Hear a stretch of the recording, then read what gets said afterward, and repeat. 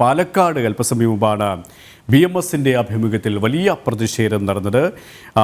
അധികാരമുണ്ടെങ്കിൽ ആരുടെയും നെഞ്ചത്ത് കയറാമെന്ന ധാർഷ്ട്യമാണ് മേയർക്കെന്നാണ് BMS നേതൃത്വം വ്യക്തമാക്കിയത്. വിശദാംശങ്ങളുമായി അരുൺ ആലത്തൂർ കൂടി ചേരുകയാണ്. അരുൺ, കേരളത്തിൽ അങ്ങോളം ഇങ്ങോളം പൊതുസമൂഹത്തിന്റെ ഭാഗത്തിന്റെ അതിശക്തമായ പ്രതിഷേധമാണ് മേയറുടെ നടപടിക്കെതിരെ ഉയർന്നുകൊണ്ടിരിക്കുന്നത്. BMSന്റെ പ്രതിഷേധം, അതുമായി ബന്ധപ്പെട്ട മറ്റു വിശദാംശങ്ങൾ എന്തൊക്കെയാണ്?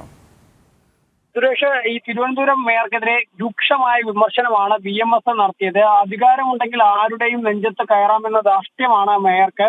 കൃത്യനിർവഹണം തടസ്സപ്പെടുത്തിയതിന് ആദ്യം മേയർക്കെതിരെയാണ് കേസെടുക്കേണ്ടത് എന്നുള്ളതാണ് BMS പറയുന്നത്.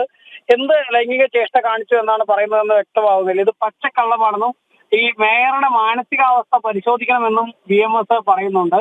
സ്ത്രീ എന്നുള്ള നിലയ്ക്ക് എന്തും വിളിച്ച അവസ്ഥയാണ്. ഡ്രൈവറുടെ പരാതി സ്വീകരിക്കാൻ പോലീസ് തയ്യാറാകണമെന്നും നിയമപരമായി പിന്തുണ KSC എംപ്ലോയീസ് സംഘം നൽകുമെന്നും സംസ്ഥാന വൈസ് പ്രസിഡന്റായ K രാജേഷ് പറയുകയുണ്ടായി. അതായത് ഈ മേയർ ഇത്തരത്തിൽ ലൈംഗിക ചേഷ്ട കാണിച്ചു എന്നൊക്കെ പറയുമ്പോൾ പോലും അതിൽ ഈ BMS ചോദിക്കുന്നത് KSRTC ഡ്രൈവർ എന്നുള്ളത് അടച്ചിട്ട് അതിന്റെ ആ ഒരു വാഹനത്തിന്റെ ഡോറെല്ലാം അടച്ചതിനകത്തിരിക്കുന്ന ഒരു വ്യക്തിയാണ്. മാത്രമല്ല ഈ മേയർ ആണെങ്കിൽ വാഹനത്തിൽ ഒരു ശീതീകരിച്ച വാഹനത്തിനകത്തിരുന്നാണ് പോകുന്നത്. ഇതിനിടയ്ക്ക് എങ്ങനെയാണ് ഈ ഡ്രൈവർ ഏതെങ്കിലും ലൈംഗിക ചേഷ്ട കാണിക്കുകയോ അത് കാണുകയോ ചെയ്യുന്നത്? ഒരിക്കലും സംഭവിക്കാത്ത തരത്തിലുള്ള കാര്യങ്ങളാണ്. പച്ചക്കള്ളമാണ് ഇതൊക്കെ പറയുന്നത്. ഇതൊക്കെ പ്രായോഗിക ബുദ്ധി വെച്ച് പരിശോധിക്കുമ്പോൾ തന്നെ ഇതൊന്നും ഒരിക്കലും സംഭവിക്കാൻ സാധ്യതയില്ലാത്ത കാര്യങ്ങളാണ് എന്നുള്ളതാണ് BMS പറയുന്നത്. മാത്രമല്ല ഈ ഡ്രൈവർക്ക് എതിരെ ഇത്തരത്തിൽ നടപടിയും മറ്റുമൊക്കെ എടുക്കുന്നു.